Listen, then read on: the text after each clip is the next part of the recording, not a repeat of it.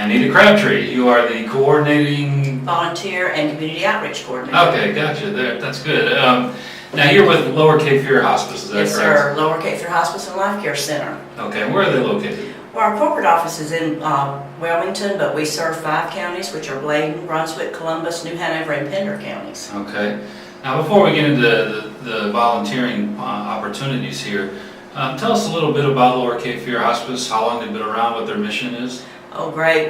We have been in service for 30 years. We just celebrated 30 years. We are the only nonprofit hospice in the 5 counties that we listed that we serve. Our mission, of course, is to touch everyone with a life-limiting illness and to provide comfort, support, and education to our patients as well as our families. Okay. Now, I assume that there are many areas that volunteers can be used with your organization. What are some of those areas? That's right. First of all, I'd like to say that volunteering for hospice is a rewarding experience. Of course, we need volunteers to provide care in the homes where they just make friendly visits. Our volunteers are not required to do personal care such as feeding or bathing or things like that. But you know, it's great to have someone come over and sit and just sort of take the load off of someone and have try to be as normal as they can during this time of end-of-life journey. And again, we have the Hospice Care Center, which is located, of course we have one in Wilmington, but the one that I work in is in the Whiteville office.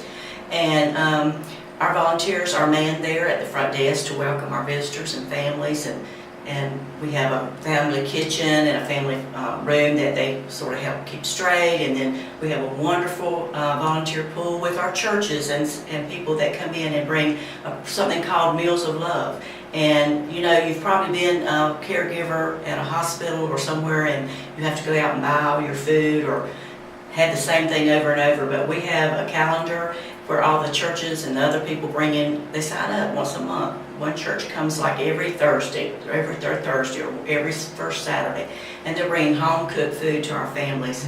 And that's such a good ministry that churches especially can get out to our families in need. All right. Now how important are volunteers to your organization? They're very, very important. We consider our volunteers as part of our team. We are a team-approached service. Of course, there's a nurse, there's a social worker, the CNA, which is a nurse's aide. We have the social workers, we have bereavement counselors, chaplains, but a volunteer is very important because mandated Medicare and other guidelines tell us if we don't meet 5% of volunteer hours to our clinical hours, we can't provide our good services that we do. Now, on average, how many volunteers work with you? I cover Bladen and Columbus County, and I have probably between 50 and 60 volunteers. That's good. Very but good. You could probably use more. Oh, very much so, especially in Bladen County. I think the Care Center over in Whiteville has really shown people there how important it is to get involved and what a difference an hour a week or less can do for us, an organization like hospice. So I do encourage people in Bladen County to call and just at least inquire of what they can help us do. Right. Now, is there some special training or anything that these volunteers need? Oh, yes. There is at least 12 hours of training. Okay. As I always like to say, if you never see a hospice patient, the training you get will help you personally because we go over a lot of things that everyone's going to face at end of life, what to expect. You know, the fear of the unknown is worse than knowing what's happening. So the education you get, not only dealing with people, but such things as your end-of-life preparations, your living will, healthcare power of attorney. Because, you know, end-of-life can be today, or end-of-life could be 10 years from now. Right. But we all want to face end-of-life. Right.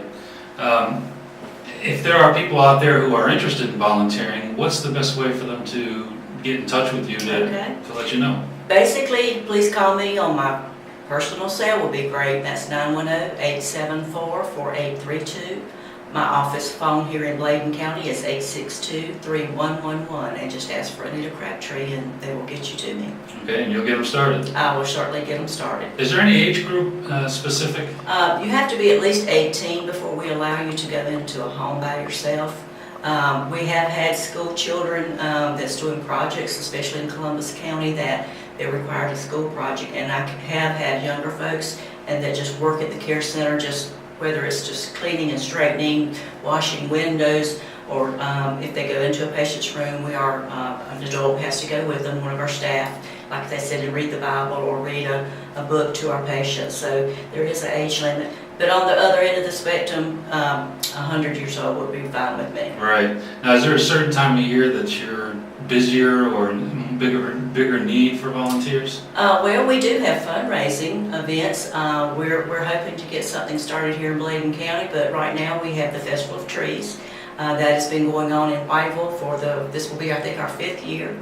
Last year we didn't get to have all the trees because our Forestry Museum downtown was being renovated, but we're back in doing the Festival of Trees. Last year we just had luncheons and it was a very big success. We planned for one day and so many people wanted to come that we actually had to do 2 days. So this year our Festival of Trees will be running at the Forestry Museum downtown Whiteville from December the 2nd, it's on a Saturday.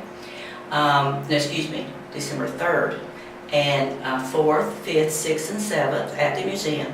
And then at the Vineland Depot Station downtown Whiteville, we'll have the luncheons again, which is on Thursday the 8th and Friday the 9th. Those tickets are available. We have a speaker, and of course we have lunch. At our Festival of Trees, you come in and see the beautiful trees. School groups come, and we have Santa, we have storytelling, and of course they get to tour the beautiful trees that's there. Right. And also, the museum is really going to be great this year. If you haven't visited that museum, let me put in a plug that they have a whole big skeleton of a dinosaur that's going to be there. So it's going to be a great thing for the public to come and see. Now, I imagine as far as volunteers go, also the holidays is another kind of big, important time for visits to patients and things Yes, like that. it can be. Sometimes our families are small and the people that live out of town can't get home for Christmas. So it's a good thing that we can have volunteers just to go in and provide a little bit of Christmas cheer. Right, spend a little time with them. Spend a little time, and that's what most people want, is that one-on-one contact. Right. Well, Anita, thank you very much for sharing this information, and I hope that you can get some additional volunteers from this. I do too. Okay, great. Well, thank you all for watching the Saturday show. You all have a good week.